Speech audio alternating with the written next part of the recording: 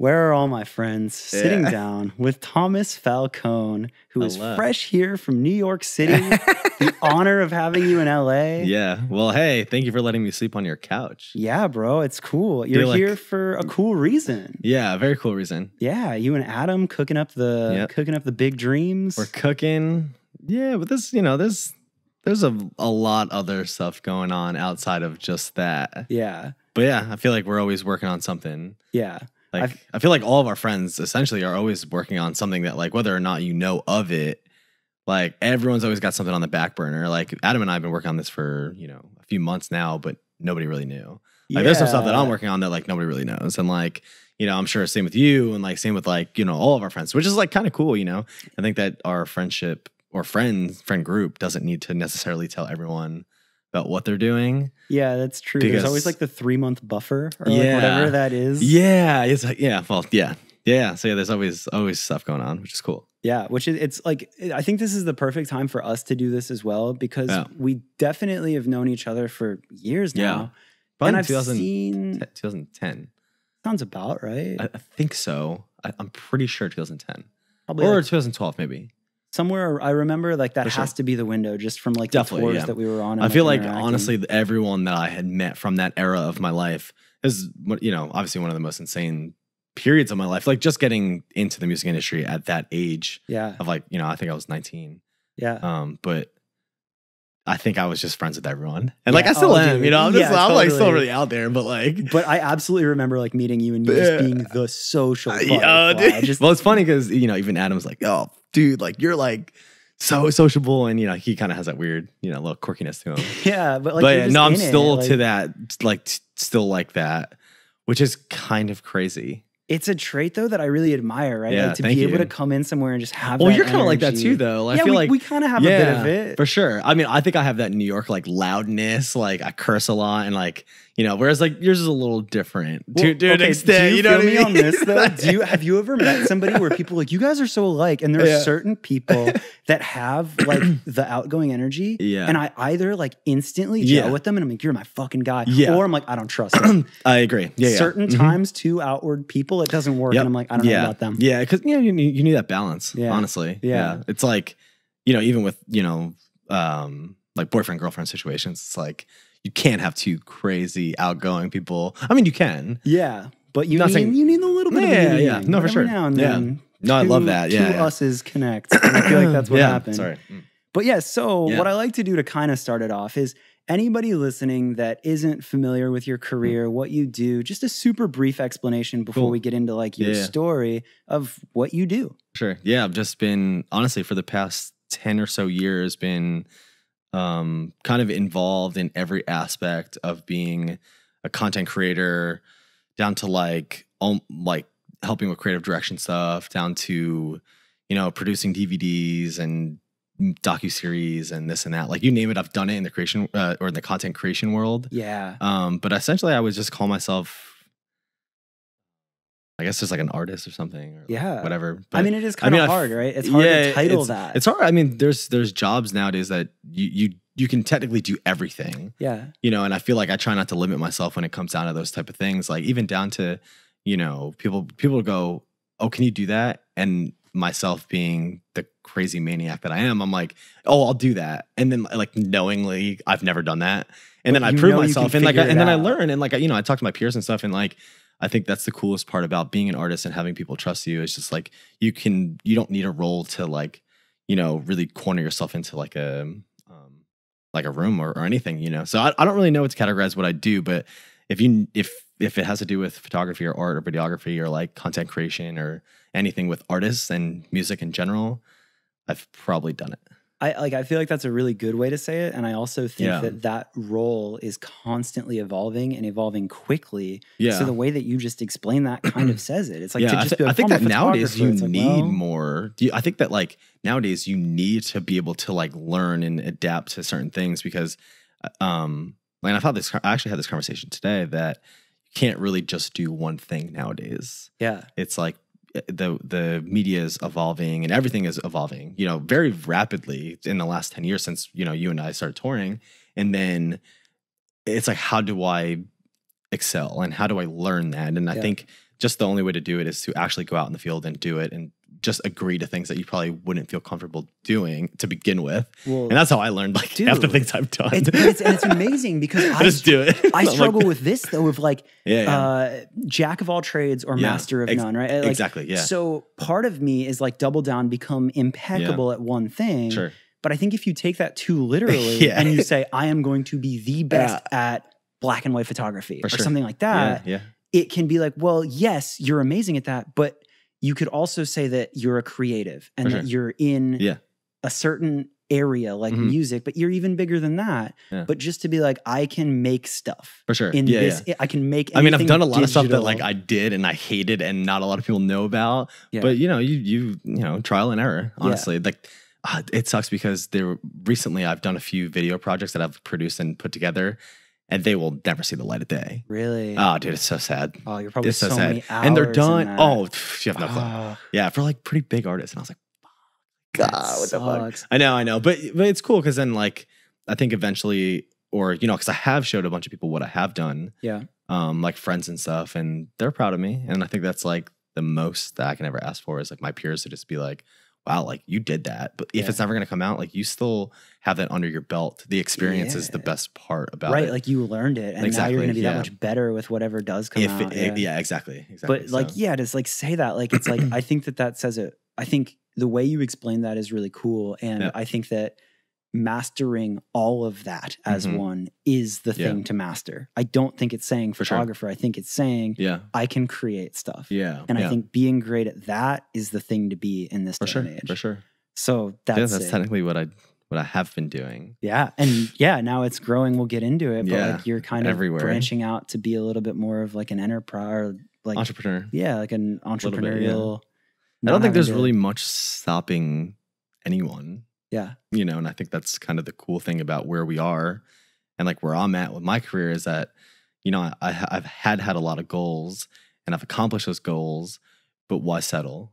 Yeah. And just move forward. At this point, it's like, I still want to settle. Yeah. Like even down to like me almost buying a house in like the suburbs of New York, like where I like kind of grew up, and I forgot what happened, but somebody was like, "You're really going to settle like that?"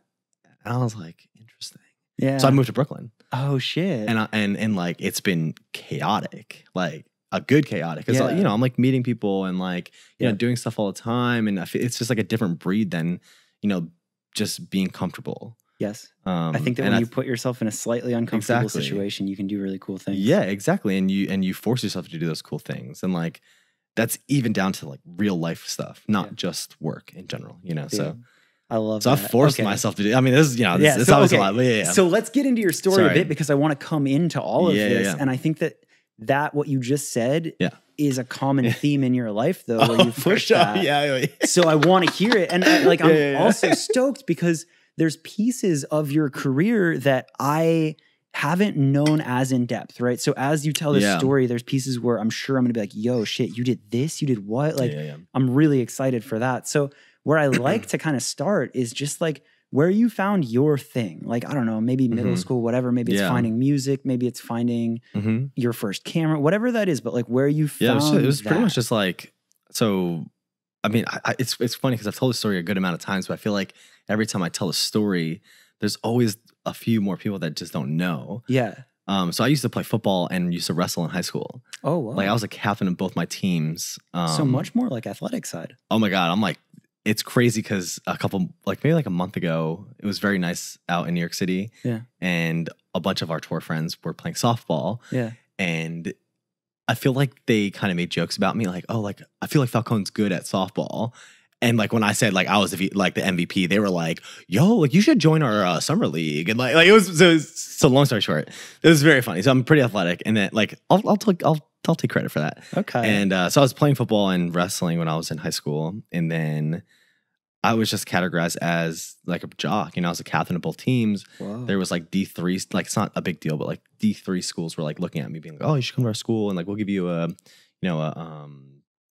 whatever you want to call it, like money, a scholarship. Yeah, scholarship to play for us. And like, you'll go to college for say like 25% off or 40, whatever it was. So you could have had a whole different life. Oh my God, you have no idea. So what happened?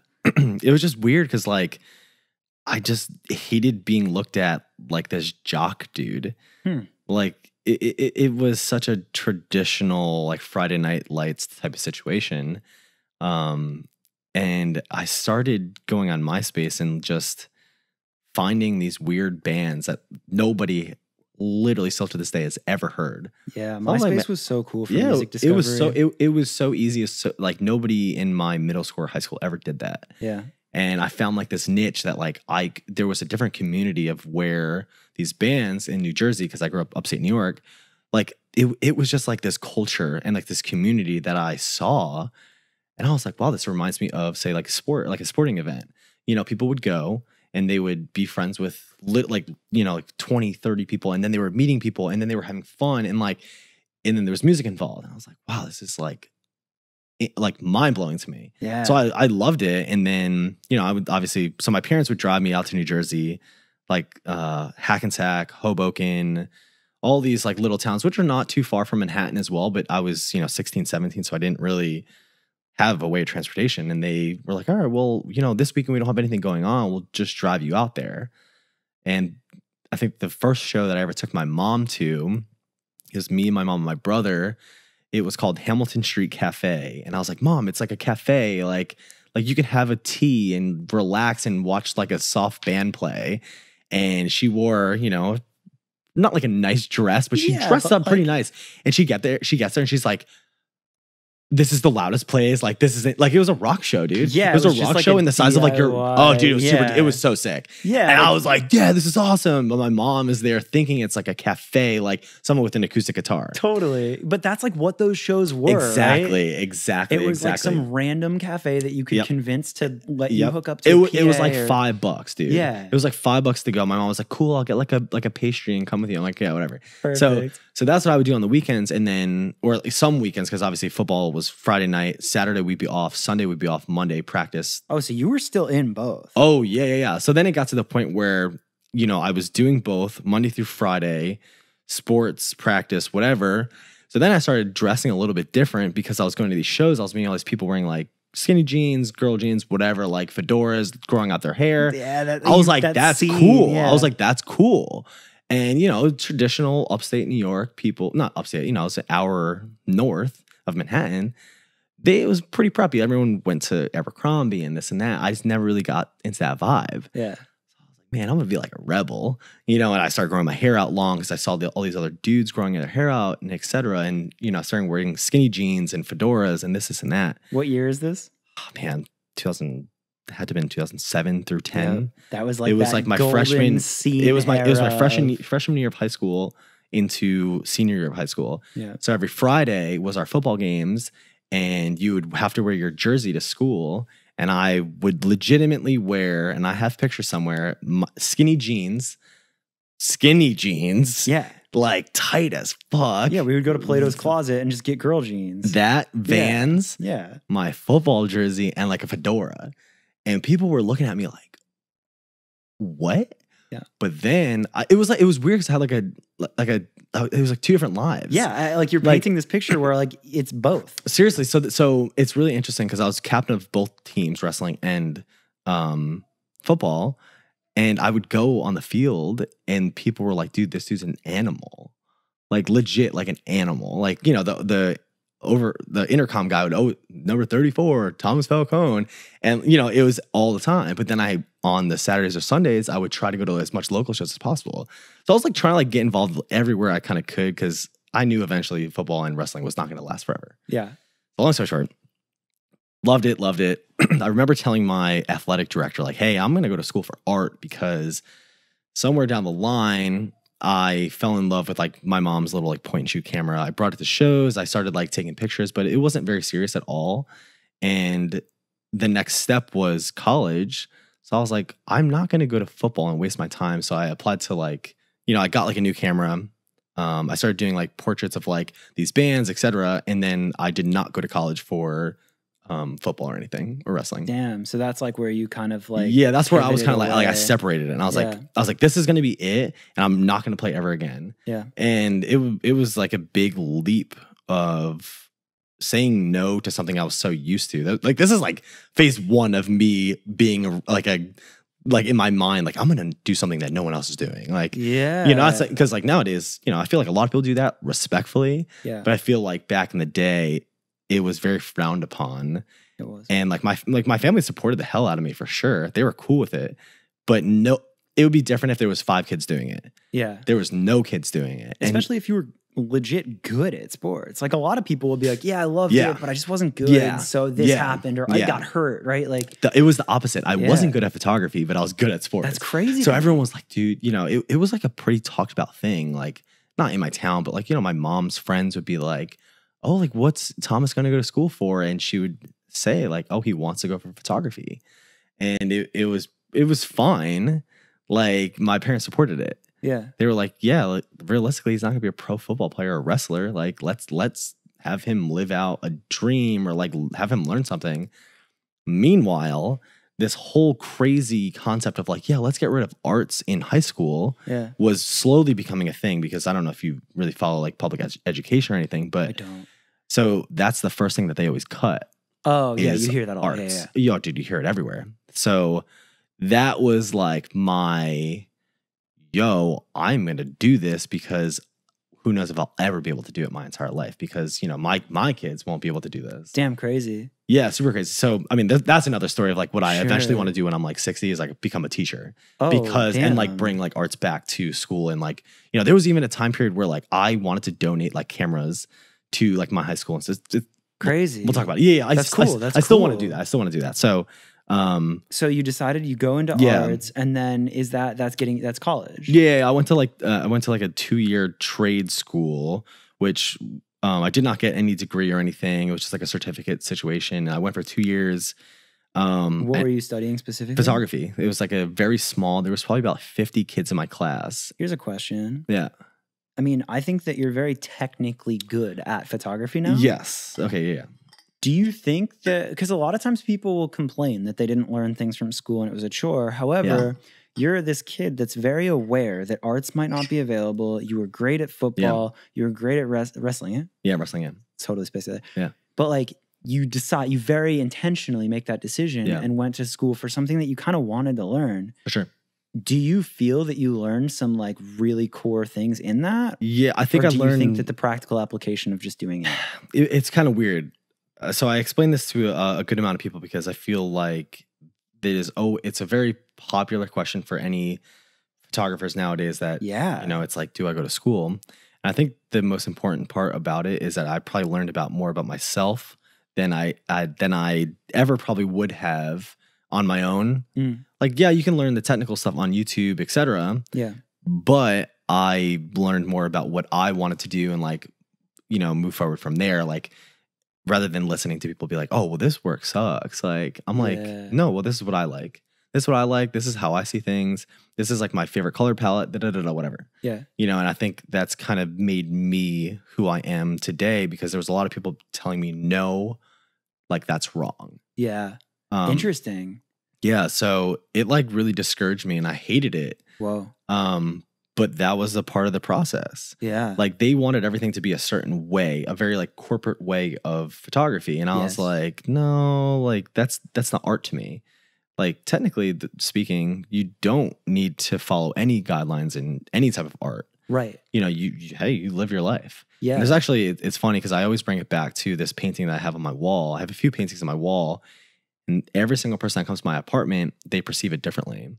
So like, that's kind of like an homage of my I guess like my learning curve of like, and it's really interesting because I always try to get people's opinions on what some of my art means. Yeah. Because like, that's a big part of who I am. Yeah, well, like, and like learned a certain way, you know? Yeah, it's so interesting to hear that because, you know, it's like for me, I did dabble with photography. So something that I've always loved, but I never chased it as a profession. Sure. But the thing that I always loved about photography is like in that moment, in that image, or really just through any creative's lens and anything they're doing, that's their vision. Sure. And there's no other way to see it. And it's also very hard to replicate. Yes. Something that somebody else has done before, like, exactly to the T. We could look at this desk or this table and be like, cool. Like you could take a photo of it and so many people could take a photo of the same thing but see it differently. Yeah. And it's so cool to see how somebody sees it. Yeah, so that's funny. That's interesting that you learned kind of that in school, being like, no, I think this is cool. Yeah. And I just kind of like went off like my rocker. I was just like, man, like, why is someone telling me like my work sucks? And it was it was actually like exhilarating and very like, I was very passionate about it, honestly. And that's like kind of what got me through, I guess, school at that point. And it took a long time for them, like my professors, to accept me. Yeah. Because I was doing something that like not a lot of people were doing. You know, they didn't think, because I was doing also a lot of concert stuff. Yeah. And they looked at it like, what's your end goal? Like, what's the deal? Like, what, you just show up to a concert and like take pictures? I'm like, yeah, there's a lot more to it. There's a lot more like in depth about it, etc. You know, and I was dealing with some older professors, and I feel like they didn't see where I was coming from as like a 20-year-old kid. Yeah, and like almost having that chip could give you more. Yeah. Because you started touring at a pretty young age. Yeah, so then right after that, well, sorry, blow your mind. Let's go. Yeah. So right in between breaks of things like spring break and this and that, whatever, I was going on mini tours, like finding like loopholes. And then the first summer of this, sorry, well, actually, no, I'll backtrack. So right after senior year of high school is when I went on Warped Tour 2010 with We Are the In Crowd. I did merch for them because they're like a hometown homies, you know? Yeah. So I don't really consider, like, I consider that a tour for me, but I wasn't doing something that I wanted to do on it. Like, realistically, on, I think it was like a 50 or 60 day tour, I probably took like 30 pictures. Yeah, because I was so involved in merch. So I don't really consider that like my first tour, really. Right. Unless I was like a full-time merch guy. Yeah. So that was like kind of like my in, but I also didn't really meet people because I was always at the merch tent. And then like I was so young that like I was so tired and like I just wanted to party that I never really like networked the right way or like learned kind of how to build relationships. Yeah. Like I was very stuck in the world of like, let me just rage because this is tour and who knows if I'll ever do it again. Interesting. So then that's when I went to college. And then in between the college breaks is when I had met a few people who were like, yo, like I heard that you're a photographer, but like you toured, like, what do you want to do? And one of those people being Mike Finn, he like came to my apartment one time because my roommate, and he had worked for Mayday Parade at the time, and literally just was like, yo, you should, I swear to God, he wrote my dean a letter and was like, yo, because I was telling him how frustrated I was. Yeah. I was like, dude, you're the only dude who will give me access to what my school project eventually will be. Yeah. And he was like, okay. I was like, I'll come on the road with you, please. I was like, just give me the access, like just write my dean a letter. And he did. And I didn't get paid any money, but they flew me to South Carolina to start a tour. And I did like almost 2 weeks with him for spring break. And I like missed a bunch of school. And I came back with like all this insane work, and everyone was mind blown. They were like, how did you do that? Because dude, the festival, like we did like Bamboozle and we did like festivals, and they were like, you know, I was behind the drummer and this and that. And everyone's like, whoa. How, when, and why? So it was like a big thing, you know? But that was kind of like my in, and I was, every single break, I would always go out with Mayday Parade, like, you know, spring break, Christmas break, because, you know, they were touring like nonstop. Yeah. So then eventually, after my 2 years at the school, is when I took the leap and I was like, okay, cool. The band obviously wants me. Yeah. Let me just do a full cycle with them and kind of see. And, you know, I was going into the studio with them. They were flying me to like Europe and like, you know, music videos and this and that. And it was actually really interesting because like they were really involving me on every aspect of their album cycle, which was the self-titled. And moving forward, like there wasn't a lot of people doing it. Like, yeah, it was like Adam and like a couple other people. It was not at that time. People were like, why are you spending all this money on a photographer to come out? Like it was a big thing. Like it was a huge deal. But the benefit that people didn't see at that time was like the real emotion and like the real moments you captured. Yeah. That wasn't just a shot of a stage. It was crazy. I mean, still to this day is literally some of my favorite work, which is insane. Well, I think there's so much to unpack just in that. And like, I want to obviously cover your story, but like just with Mayday, like, I think that they're some of the best people I've met, right? And like, for sure. There's just something different about them with bands where there's like I think they're real artists, and I think they 100%. Love what they do. Yes. And I think they are really good at treating people like people. For sure. So for that to be where you really got your start is so incredible. I think they feel like, I feel like never really had this conversation with them, but it's really interesting. And I one day eventually would love to know like why me? Like what did they see early on? Yeah, like they must have been like thinking something, you know, like I don't know what, but I think a little bit of it had to do with them dropping off a major label and then them potentially not being a band after like a certain tour.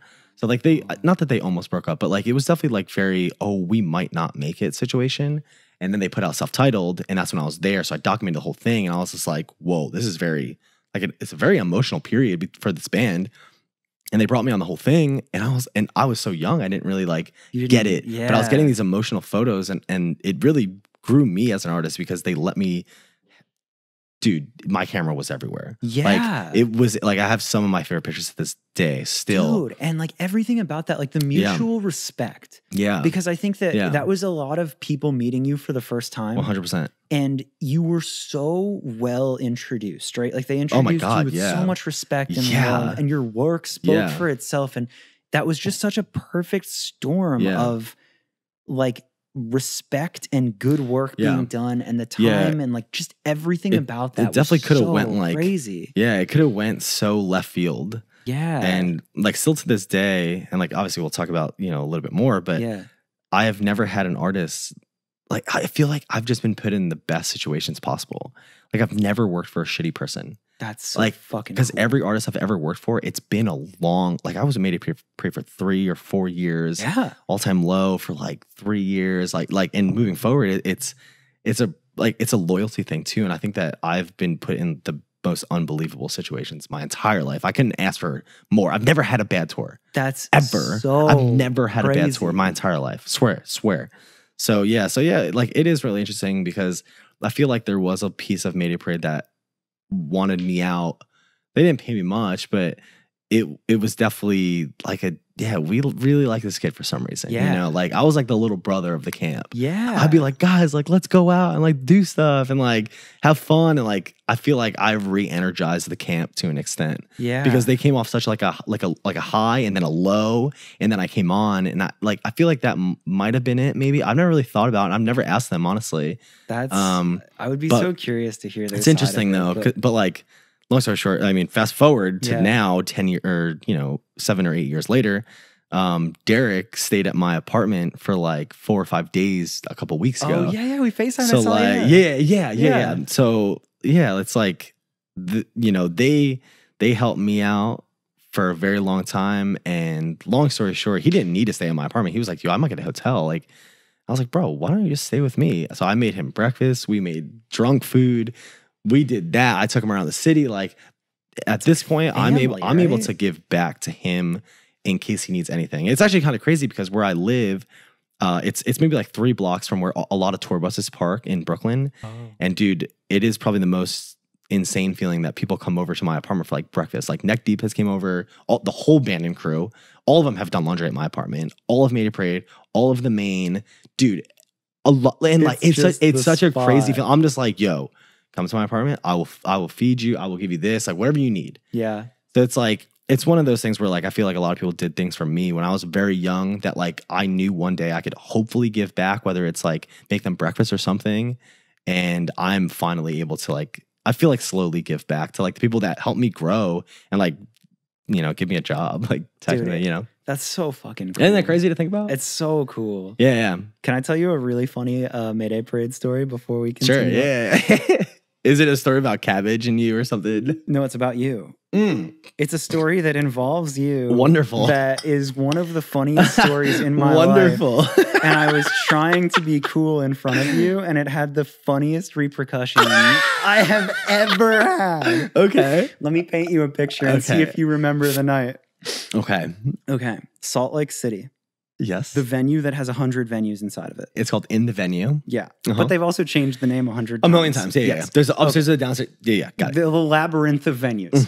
All right. Mayday Parade and the Main are playing in a big room.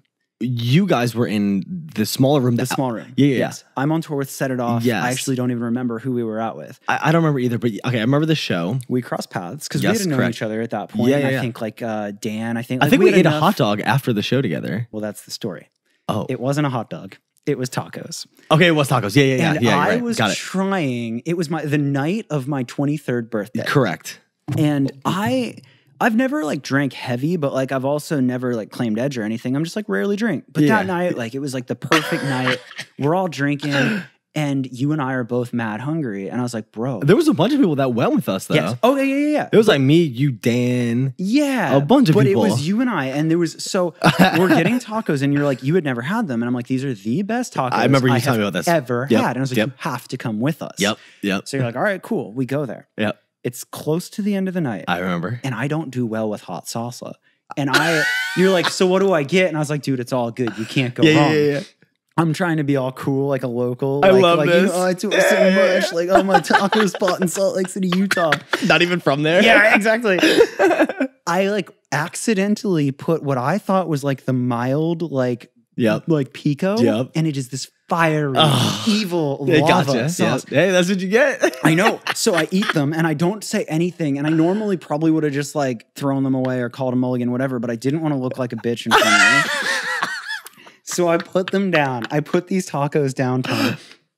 And then the night goes on. It was a great night. We all, like, it was just a drunken, I think we got real drunk that night. Yes. Yeah. We were in a van. We were doing a van tour. Yes, yeah. We had 2 bunk beds in place of the 4th bench. Okay, I don't know this part of the story. We part ways, right? Yeah. So we're driving. I think we were going opposite ways. You guys were going west. We were going east because we're heading to Denver. Okay. We were heading to Denver. Yeah. So we part ways, had a great night, whatever, say goodbye. I go to sleep. I fall asleep in the. I think we partied on the bus for a little bit. That's as well. right. It was a great night. Yeah, it was a very memorable. Okay. Sorry to cut you off, but I'm just trying to remember it. Yeah. I pass out in the van, back bunk, and I wake up 6 a.m. It's like an overnight drive, right? I wake up to one of the most heinous farts I have ever farted. And I was like, oh dear, I have to poop. Oh dear. And it was this thought of these tacos. What did I do? I was like, I tried to be cool in front of Tom. And I burned myself. I've woken up to lava.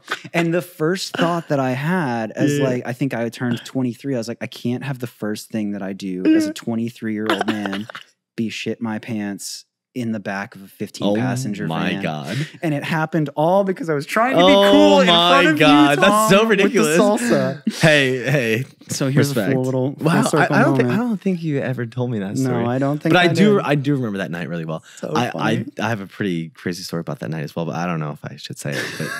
But yeah, it was super ridiculous. I want to tell your story. I feel bad for hijacking that. No. After. Okay. Yeah. So after Mayday, you did incredible things with them for many years. Yeah, eventually, I still do. Okay, so you still do. I'm still very close with them. Okay. Yeah. I think that's like my thing when it comes down to every artist that I've worked for. I think even if I'm not on the road with them, I would still like to essentially be involved. Cool. So back to the Adam thing, with our agency. Yeah. I think we're going to source a couple of photographers and videographers to go in the studio with them because I think that they, even down to years ago, it's like, let's hit up Falcone to get photographers. And now that it's like an official thing between trust, 100%, always, always. So I consider that like still being able to work with them a little bit. I think that they still trust me to an extent, which is cool too. Which is cool. Like I that is something that I take a lot of pride in. Yeah. So I still kind of, not that I work on the project or the account or anything, but I mean, I think that says something though, to be like you built such a relationship with them, and there's so much trust that when they do need a creative, they come to you. Literally down to like the littlest things, like So Derek just put out a side project. It's like an acoustic thing, and they were like asking me like who can do the music videos and like giving them suggestions to this and this and that, So it's still a relationship, which is amazing. That's so awesome. Yeah. So and I think that your work and the person you are, like not everybody gets those calls years later, right? No, that's cool. Yeah, no, you lose touch and everything, But, yeah. So you go on though, as far as your touring career and the evolution. So what year was it that I stopped with them? It was probably 2014 or so. And it was then probably 2014. You started doing some stuff with All Time Low after that? No. So 2015 is the year that I did, I think I started to experiment. Like I did this DJ named RL Grime. Oh my God, you did something with RL Grime? I did RL Grime's like first tour ever. That's fucking sick. So yeah, I got thrown into the mix management, which is like it was crazy story. So when Bauer dropped Harlem Shake, I was on that tour. Yeah, so it was like Bauer, RL Grime, and I got pretty close with like the DJ knit of things, and they were really young, and they brought me on, and it was Britton Billick, a Rocket to the Moon's tour manager, that somehow got involved with them. Yep. And then he was like, yo, let's bring on Falcone. Like Falcone's the guy. So then that kind of got me out of that. But I didn't really do much with it. It was like random festivals, and like it was like a van tour, and it wasn't that long. And then we did like a bus tour into like Red Rocks into Coachella. So that was 2015. So I was kind of like doing a bunch of like stuff like that, and then randomly would do, I think it was like random Mayday stuff still. Okay. I think. Okay. So it was like photo shoots and this and that. And I think I was trying to like, I don't know what I was trying to do, honestly. So, but this is actually important because when you start doing stuff with RL Grime, like that's different venues, it's a bigger scale, it's a different genre. And this is kind of what I wanted to talk to you about because I'm really not here to like hate on a specific genre at all, but I always love hearing people pushing themselves to evolve and to push themselves creatively and to always be open to there being different games to play and something just it's interesting because like look at the whole scope of things, and that has to have represented. Oh, that was like technically phase 2, like phase 1 was so phase 1 was pretty much like the football into photography thing. So then into touring, and then this was probably like phase 2 of me being it felt like that. Yeah, it felt like this was the next step that I didn't really know what I was doing. I feel like that's how it all starts. Is you go, well, I don't really know what I'm doing, but I'm going to do it. Yeah. So that was phase 2 of like doing the DJ thing, and it really opened my eyes to actual production. Yeah. Production value in the show. Massive festival crowds. Oh my God. And then venues that I've never been to before, and then a song that was absolutely viral.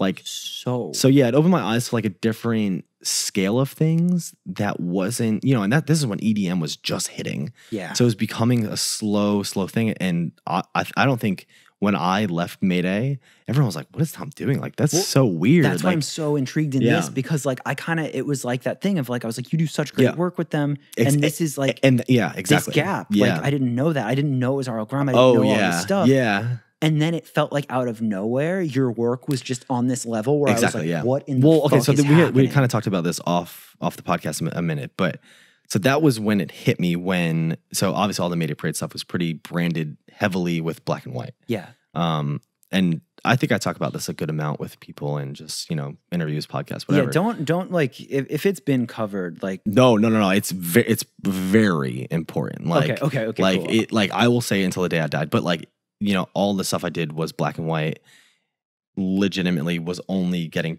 poached as like a black and white photographer. Yeah. So that's when I had to really step out of my grounds to be like, hey, I need to do something else. So then this RL Grime thing came about, and I was like, I'm doing it. Like, I have to do it. Like, this is going to break my thing. The first Instagram that I posted with color in like years was a picture of RL Grime at Coachella. And this was even after still, like I had been on the road with him for a little bit, posting black and white, delivering him color, still giving him the content, but my own brand was still black and white. And I was like, fuck, I need to break this. When's gonna be the perfect time? So my first Coachella is when I broke that streak, which was like kind of like big for me, honestly. I was like, and the amount of text messages that I got, like, dude, like, oh my God, like your colors are insane. And I'm like, well, here we go. And that's when I started going hard. Yeah. So that's when I think it really opened a lot of different, I don't know if it's true or not, but I think that it opened a lot of doors for me that I stepped out of my boundary and kind of moved forward from there. So then 2016 is when I did ATL, and Adam was kind of still on it. He was more like 2013 through 15. Yeah. And then we did a tour together in the UK, started this record cycle together, and then I was doing the DVD. So that's when I was also stepping out of my own boundaries of doing the DVD stuff. I've never done a DVD. Yeah. They were like, you know, they're like, oh, we heard you're a good dude, like, blah, blah, whatever. Do you have any video content? And I was like, yeah, I've done like some video stuff, but like not a DVD. This is after straight to DVD went like gold. Yeah. And this is when like ATL was, you know, the DVD portion was like a massive, you know, peak in their career. Yeah. So they were like, we want to do another one. We want you to do it. I'm like, okay, that's a huge ask, but sure. So I did it. I pretty much just like shot all the footage and like archived it all. And then we brought in an editor and this and that. It was a whole thing. So yeah, after them, I feel like I was kind of still in my realm of things. And I was trying to get out of it. Like there wasn't a start and stop period for ATL. Yeah. It was like hey, just tell us when you think you're done with the DVD, and then we'll put you in a studio with some dude who's going to edit it. I'm like, okay, cool. Okay.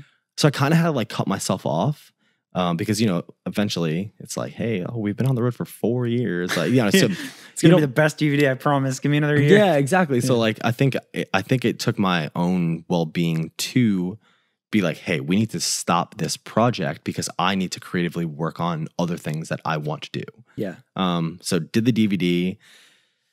This dude named Rafa, I can't pronounce his last name, but he cut it and colored it, and he quote unquote directed it. But I was like a co-director and like helped him produce it, and that opened my eyes on a lot of things.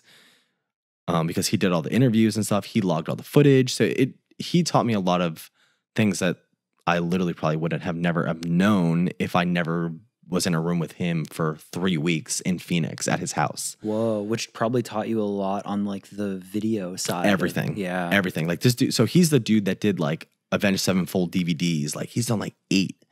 He has an office in his house. Yeah. That is all like plaques of like Evanescence, because he toured with Evanescence, like Avenged Sevenfold, like all these crazy people did DVDs for all of them. And he literally had like 4 workspaces. And he was like, "Yep, this is yours for the month." I was like, "Wow, cool." And we legit just went through footage and built a storyline together. And like, you know, we had a whiteboard of the DVD. It's like the intro. So like, it was pretty much like writing a record for somebody who's doing a DVD. Like, so, you know, like step 1, step 2, like what do we have? What do we need? What's the storyline? But like, it's like we have a lot of footage of Jack, and then we have a lot of footage of Zach. Like, it was very strategic. Yeah. And it was a very big learning curve, like in my career. Yeah, so like not even so much the band, but more so the project and the DVD and the challenge is what it represented. So yeah, that was the best thing about it, honestly. And like, yeah, I was doing photos on the side, but I was more focused on the video stuff because that's what I was hired for. Yeah. And then we put it out. It's great. It's awesome. That's so cool. But that kind of like ended like my video over like actually shooting video. Yeah, yeah. I still kind of do video, but well, it's one of those things. It's like, what don't you do? Like you can figure it all out. But yeah, but these are like the little things of like having to learn on the go and be in the experience and like, you know, in the setting to learn it. Yeah. It's like, I'm just like not at school doing it. Like I'm in the field doing it. I think there's an important lesson in that of like just saying yes to opportunities. Like for sure. 100%. Well, that's what I was saying before is like, I didn't know how to do it. I just knew there was a way to do it, and I had somewhat of resources to do it. Like it was actually really nice of Rafa, this guy, to legitimately be like, you know, because it was like, oh, should Tom be in the editing session? And it was like a big conversation. And Band and a lot of other people were like, yes, but there was some other people like, no. Oh shit! So again, people going to bat for 100%. Yeah, like but I shot all the footage, so everyone was like, yes. But then there was some people were like, no, it's a waste of money. Like that's why we're bringing on this editor. Blah blah whatever. It's like the more cooks you have in the kitchen, the worse. Yeah. So that's what a few people, you know, labels this, that, whatever. That's what some people thought, which is fine. I understand that for sure. But thank God, I did do that because you know, for my own well-being and like my own sake and future, I learned a lot. Yeah. So that's amazing. And it was great, dude. It was so fun. What happens from there? Because and then so then there's a weird time period where everyone tours with all-time low, and then they go, okay, cool.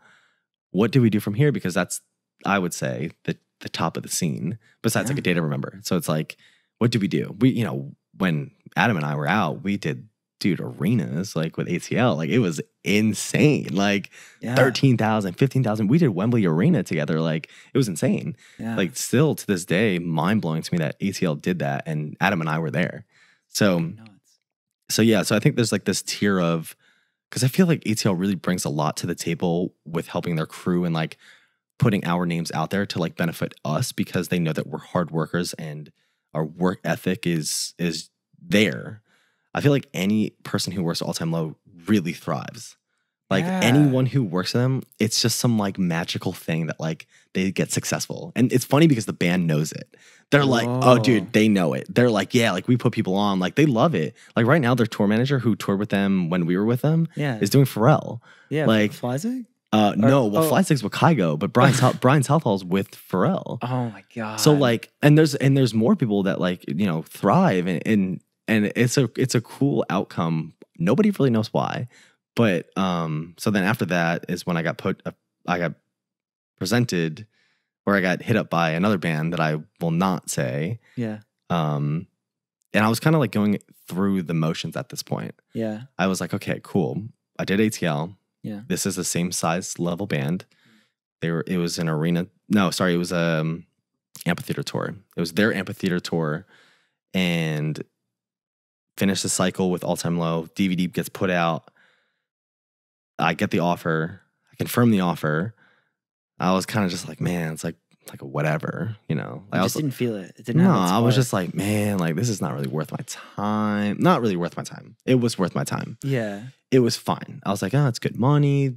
It's like someone I don't really know, somebody that I look up to, could be cool for content, whatever. Flights are booked. Pay is confirmed. I'm about to fly out in like 2 weeks, less than 2 weeks. I don't know if I ever told you the story. No. So, in the 2 week period is when I do Coachella again with RL Grime. Yeah. And this is April. I'm supposed to leave for the tour mid-May. So I have, you know, April. Let's say it's like April 15th or 20th is usually Coachella. After that is when I was going to do this tour. So I do Coachella. In the back of my mind, I'm like, that's just a one-off. Literally fly in, fly out, easy. Do the thing, shoot the tour, shoot the Coachella set. Insane. Haven't seen RL Grime in like a long time. I'm like, man, like how you been? Whatever. So he's asking me like, oh, what are you doing this summer? Like, I want you off the festivals, this and that. I'm like, fuck, man, I'm doing this like festival tour. He's like, dude, that's gonna be sick.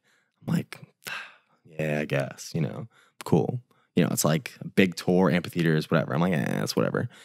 Kind of being like an asshole about it. Yeah. But like, you know, I was just like going through the motions. I'm like, man, it's like a rock band, this and that, whatever. Like, yeah, they're big, but yeah, I wasn't stoked on it. Right, you know, I wasn't stoked. Totally. I'm like, man, like what's like after coming off ATL, I'm like, oh, I don't want to shoot another fucking band again. Like, yeah, you know, like I get it. So long story short, getting to maybe like, you know, conference call after conference call. Yo, this is the content we need. This is the videos that we want. It's like, okay, cool. Let's do it. Whatever. It's 7-8 days before my flight. I get this call and it's RL Grime's tour manager, who's a very close friend of mine. He's like, yo, he's like, what are you doing this summer? I'm like, man, I already took Henry is RL's name. Yeah. I was like, man, I already talked to Henry. He's like, what do you mean you talked to Henry? I'm like, I can't do you guys this summer, dude. He's like, I'm not talking about us. I'm like, what are you talking about? I was like, I'm booked. He's like, you're not booked. I'm like, what? Bro. And he's like your boy, so he's like, you're not booked. He's like, you're not booked. He goes, listen to me. He goes, you're about to get a phone call in like a minute. He goes, I just gave your number out. I'm like, with who? And he goes, Big Sean's creative director. I'm like, what? That's so random. I was like, that's so random. He's like, well, he was like our creative director on Coachella. He just got your pictures. Sean's looking for a new guy on the Rihanna tour. I was like, oh, okay. So long story short, hang up the phone with Sam, bang, call. It's Sean's creative director, and I'm like, oh, you know, I'm like, first of all, big Sean fan, like loved Sean, you know, Click, that Dark Sky Paradise era, like I grew up listening to that shit. Yeah. So obviously this is phase 3 of me being like, let me you fuck my such a pro at breaking this. Oh god, down. it's great. Oh, it's great. So yeah, this is me fucking up my life a little bit more. Get the call. I couldn't really understand the dude because he has a very deep voice. Yeah. He's like, yo, what up, man? I'm like, yo, what's up? He's like, man, we never met. Blah, blah, whatever. He's like, what are you up to this summer? I'm like, man, I'm doing this band. He's like, oh, okay, word. Well, all right, Sean's looking for a new photographer. I was like, okay. He's like, we're supporting Rihanna on this like stadium tour. And I was like, okay, like, fuck. So he's like, this is what we can give you. This is how much money, blah, blah, whatever. He's like, you need to leave in 5 days. He was like, I need to know now. So I'm like, fuck, what do I do? I'm like, I'm about to leave in 7 or 8 days for this other tour. But this tour wants me to leave in 5 days. So I'm like, fuck, what do I do? I'll never forget it. I'm at dinner with my family. He calls me. I sit down to have dinner with my mom, my dad, and my brother.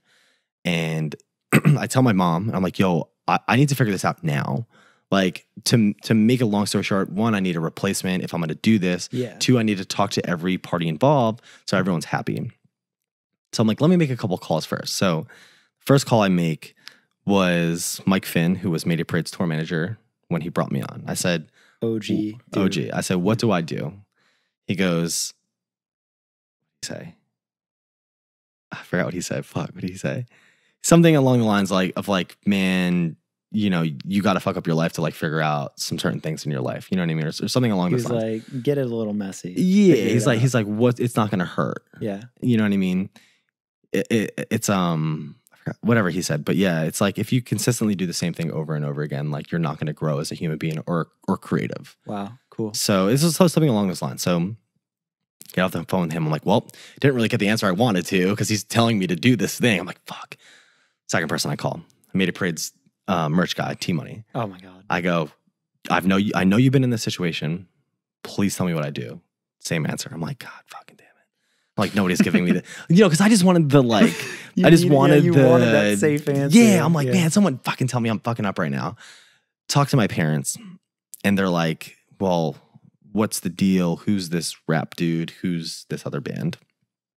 And they, coming from, the rock world and a white family from, upstate New York, they're like, we don't know this rapper, like, no offense, but they're like, we don't really know who, like, this world, because we can't give you essentially advice here. We don't know. Exactly. Yeah. And essentially they didn't even want me to go into rock because they thought there was like drugs and stuff involved, which like, it's not like that, as you know. What people think at all. Yeah. So once they got the okay with being safe in the rock world, well, now they're like, well, fuck, our son's about to go into rap now. Like, what is this about?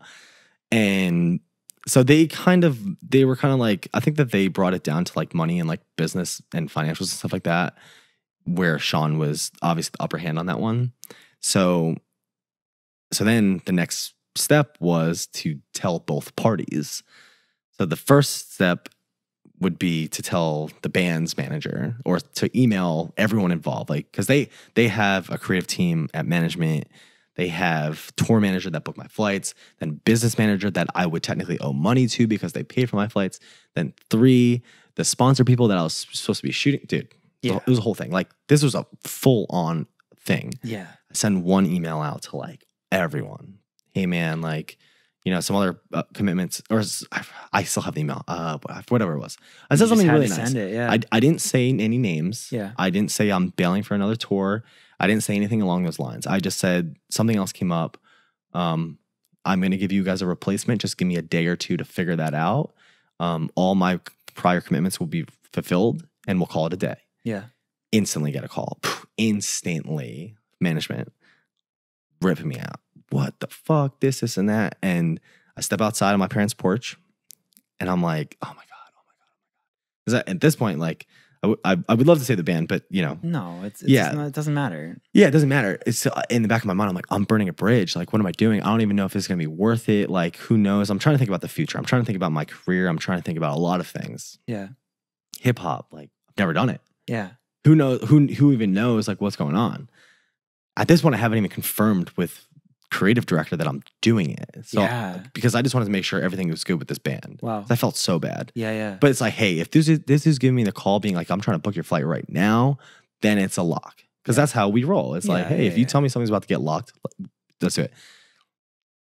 Long story short, he rips me out. It's terrible. Still hates me to this day for sure. definitely, yeah, the crew does not like me. I know there's been some like weird, I've ran into them a few times, and like there's always been some like quirky jokes, which is fine. Like I laugh at it. I'll laugh at it now. But like one of the last things he said to me was just like, man, this is the music industry. Like people are not going to forget things like this. And I was like, okay, cool. In the back of my mind, I'm like, God damn, like I hope this rap stuff works out. So man, then it was really interesting, and it kind of sucked. I hate that though. Like I get it, right? And I get it. I'm sure they're just stressed and they have a billion things going on. Exactly, yeah. But it's like I also hate that like they try to like make me feel bad, you know? It's just small like fish energy of just like, you know who I am, like this, and this. And it's like, dude, everyone can grow. It's all good, man. Like it's all good. And like that's what I did. So then I took the Sean tour and I flew to Europe 5 days later and like still with Sean to this day, you know. So what was it like? That tour in the beginning. It was mental. Just in a different world. Just entirely. I didn't even know how to shoot him. I did not. Yeah. I did not know what to do. I did not know what to bring. I didn't know what to wear. Yeah. I didn't know anything. And this was like a very crucial time period where I'm like, okay, because the tour was 4 months long and then potential to move forward with him. Yeah. That was how it was pitched. And I was like, wow, like this could be like a thing, like an all-time low thing, like 4 years long. Yeah. Like, and I mean, Mayday too. Like, that's what I was coming off. It's like a career exactly. artist. And that was like one thing that I went into it and I was like, man, like I really hope this works out and I can do this for a long time. And it did happen, thank God. But yeah, I didn't know anything. What did you wear on your first day? I would have gone all black. Well, so here's what happened. So JFK to Amsterdam. Yeah. The boys were on an LAX at Amsterdam. We land at the same time. Oh no. I don't know anyone. I'm alone. Everyone else lives in LA. I'm the only New York person. We land at the same time, maybe like 20 minutes apart. Everyone goes straight to the vans, like the Vianos outside. You know, there's like 6 black Vianos, like Mercedes ones. I'm like, okay, like this is a big crew. I don't know how many people are in the crew. I don't know anything. Yeah. Call the tour manager. She's like, her name is Terry Lynn. Amazing. She's a little bit older. She's like 55, 60. She's like, usher everyone. Call her. And she's like, meet me at baggage claim. So I meet her at baggage claim, just her. She goes, okay, cool. There's like 6 Vianos outside. Just like go to the front one and knock on the window and say that you're with Sean or with the camp and you're his new photographer. And I was wearing Adidas track pants. Perfect. Because I thought this was cool. Yeah. With Nike shoes. And that apparently is not a cool look. 2 different brands. And I knock on the window and the band, like Sean's band, instantly like, yo, who are you? Like, what's going on? Like, why are you knocking? I'm like, okay. So then his creative director, it was terrifying. I was like, oh my God. Like, because I was like banging on the window because no one was answering. I was like, man, like, is this the right van? Like, I don't know what's going on. I was like, man, maybe she told them. I have no idea. So then his creative director gets out of the last van, which was supposed to be the one that I was supposed to be in because she wanted me to meet the A party. He gets out. He's like 6'5". He's huge. He's like, what up, man? He's like, welcome. And then Sean gets out. And I dap him up. And the first thing he said to me was like, man, we got to get you some new pants. Because I was wearing 2 different brands. No joke. It was the first interaction. Melt? I was like, this is going to be really interesting. Oh my God. So then we went straight to the arena to do like rehearsals and everything. And the band like apologized to me. And like still to this day, like they're homies. Yeah. But they like, I don't know if they remember the story because like, you know, everyone's pretty jet lagged, red eyed, this and that, whatever. Just thought you're like a tourist. Exactly. Like, exactly. Yeah. So they like apologized. They were like, dude, we're so sorry. It's so awkward. I was like, fuck, man. But yeah. So that's what happened the first day. Unreal. But yeah, it was like a really big, like one of probably the biggest left field curveballs I've like ever taken my entire life. Like not knowing anyone, culturally not being like adapted by anything, and like only being to Europe a few times, and having to be on a bus, like one of 3 buses, and my bus was only like me, Sean, assistant, security guard, and management. So it was like 5 of us on a bus. And I don't know anyone. Like I know proper etiquette and everything. And I think touring you learn and adapt. But I didn't really know any of these people at all. Yeah. And I had a camera, and I feel like it scares people away sometimes. Totally, because you don't know how invasive, or not invasive, but like you feel invasive. Exactly. You don't know how much to get in there. I mean, there was a lot of times where like, people would be like, put down your camera in certain situations. Like I would, because like, I'm paid to bring my camera everywhere. So there were some places, like we went to like a bowling alley once, and like some security guards were like, yo, like not tonight. And I'm like, all right, cool. Like as long as you're respectful and like, hey, I'm trying to do my job, you're trying to do yours. I get it. So like, you always have to kind of, I guess, like push the envelope a little bit. And I definitely did that just because I didn't know my boundaries. I didn't know anything. So I just like did what I was told, and like trying to just like do whatever. And it worked out for the better. And I think that it only took Sean like a little bit to trust me, whether it was because of his creative director or something, maybe my personality or something. Like we clicked. Yeah. Like we really did click. Well, a compliment that I was going to pay you is like, I feel like a theme in all of your career has been you really do build a real relationship with an artist. And like Mayday brought you out earlier than people documenting everything, all the skills you've learned, like the way that you approach working with an artist, traveling with an artist, what you document, the shots you get, doesn't feel the same as just like regular tour photography. Yeah. And some of the things I've seen you, and some of the things I've seen you do with Sean is like, it feels really artistic. And it feels like, definitely. You were telling me like you eventually want to get into like more fashion side of things. And like, it feels like that. And like, it might be wrong, but didn't you do a pretty big campaign with Puma? Yeah, we did like Puma stuff. And like, he's taken me to every fashion week. Like Dior has used a bunch of my pictures, and Fendi has used like a lot of things that people don't know. But yeah, every fashion week he's gone to, like I've gone New York, Milan, Paris, everyone. Yeah, it's been awesome. Like, and that's the cool thing about it. I think there's so much to him outside of music because he doesn't really tour that much. But his personal life is very interesting, like to document. I think it's like he has charities, very charitable, opening like movie theaters, and like he has a pizza place downtown. Really? Yeah, he owns a pizza spot. Whoa. Yeah, I don't know the name of it, but yeah. It's like he does this thing called Dawn Weekend every year in Detroit, where he does like block parties and like firework events, and like giving back to like public schools and everything. And like, that's some of my most favorite stuff to take pictures of. Yeah. Because it's literally people from like outside Detroit coming in for one reason, to support the city. And he's throwing like these massive parties with like foundations and like, like giveaways with like Puma and giveaways for, this and that. And like, it's more than just music. And like, that is very, like very heart filling, you know what I mean? Yeah, dude. And it feels like the perfect chain of events that your career, like that you learned before, that just translate and go so well together with him. It's like, it's really well-rounded, and I think that it's everything that I've ever done in the past leading up to this, whether it was, like cover shoot with All Time Low for, a magazine, make it look editorial, and then like a live shoot with whoever, whatever. I feel like everything up until this point was, kind of put into place. Yeah. Slowly. Yeah, exactly. And it's really cool to see that evolution. And like, again, we were talking a little bit about it before the podcast, but it's like, I really like to tell the stories of people who have pushed themselves and who have challenged themselves to go outside of their comfort 100%. Zones. And it's really cool to hear that pay off the way that it did with you. It did. It could probably, who knows if it didn't, like, I don't even know where I would be now. Yeah. Because then eventually, Sean had taken a little bit of time off after we toured for 2 years pretty hard. Yeah. Or 2.5 years pretty hard. And then I went back to a DJ and I did a lot of like creative direction stuff for him.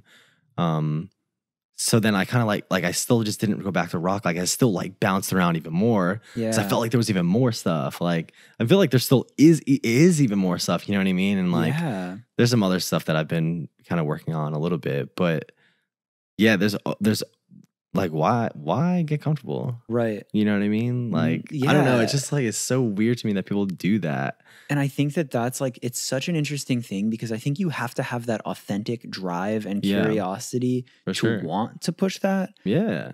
But I also think that without that, you will get stuck and not necessarily fail, but like, I think that someone like yourself seeing these things and understanding it, I have no doubt of your success because of your curiosity and how much you're pushing it. Yeah. And it's just really interesting to hear that from your side and where that comes from. Like, that's kind of my whole thing with this podcast. It's just I'm obsessed with hearing these origin stories because it's so easy to be like, oh, whoa, cool. Like, you work with Big Sean, must be nice. And you're like, well, yeah. No, it's definitely like a long, gated. Oh, man. Dude. Yeah. Like insane amount of work and just like leaps of faith to like potentially lose, clients and like lose, because if say I did do that band's tour that I didn't do Sean, I would say to this day, I would be like, wow, what if I did do Sean? There's a lot of questions. It's like, but like, I also do still question it. It's like, well, what if I did that band? Yeah. Because now I feel like I learned a lot from my current situation and even beyond that. Yeah. But there's always that question, there's always going to be a question somehow. But like, I actually don't think about that a lot, to be honest. Like there was a time period where I was like just getting into hip hop and then, I was like, fuck, did I mess up? And I didn't. I don't think I did, at least. I don't think so. No, I don't think so either. No. But I feel you. It's always in our nature to think about it. Yeah, but that's going to be anything you do. You know what I mean? It's going to be like like even with like girlfriends or whatever. It's like, did I fuck up? It's always the grass is always greener sort of thing. 100%. But I really, really commend people who don't get crippled by that and are willing to just live and like imagine I just failed terribly with Sean and like had no work after that. Like I would feel, oh man, that would feel terrible. It's funny hearing creatives like you say that because it's like, bro, how in the world are you going to fail terribly? Because you have so many hours of mastering your craft. For sure. Yeah. All of the things you've done in the past.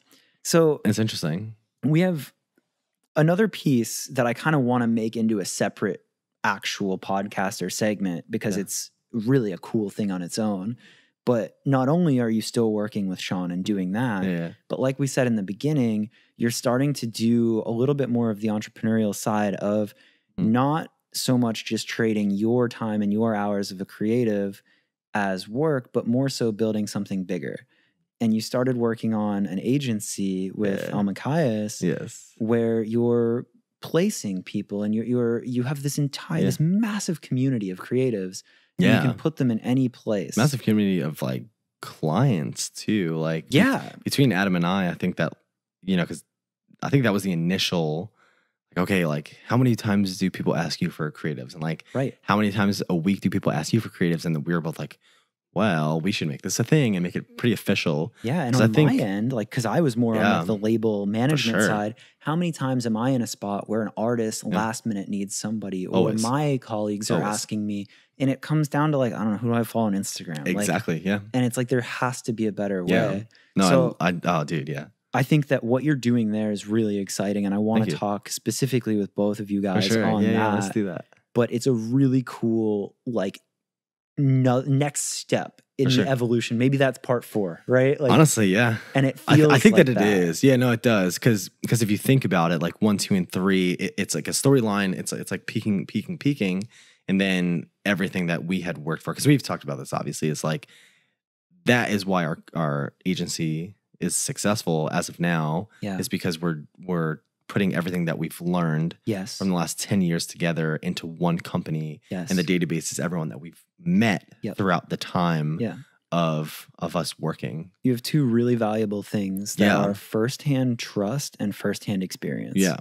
Which not like, exactly. You can't fake that, right? No. Like you can start that and be like, oh, cool, I'm great at Excel and I can put all these names in a database. But it's like, you know what it's like to be on the tour. You know what it's like to negotiate the deal. You know what it's like to make the friends. And I think that that's amazing. Yeah, I do. So, I mean, we know that I even know down to like doing a show at doing a show, say at 9 p.m., then having to go to a club at 2 a.m. to do a club appearance, to then get on a jet at 6 a.m. to then go to a meeting at 10 a.m. You know what I mean? It's like, that's some stuff. And I'm sure Adam has, and totally. Like all the stuff he's done with Diplo, like you guys have both experienced. That's what I'm saying. Yeah, it's like, that's why I like being on the opposite end as of now. Cause if someone wants to complain, I could be like, hey man, don't worry, dude. I'm not a suit. Like I just don't sit at a desk all day. Like, I've been there, and I still am going to be there with you technically this year. Yeah, Like I'm still going to tour. I think what you're doing is a really important thing of like,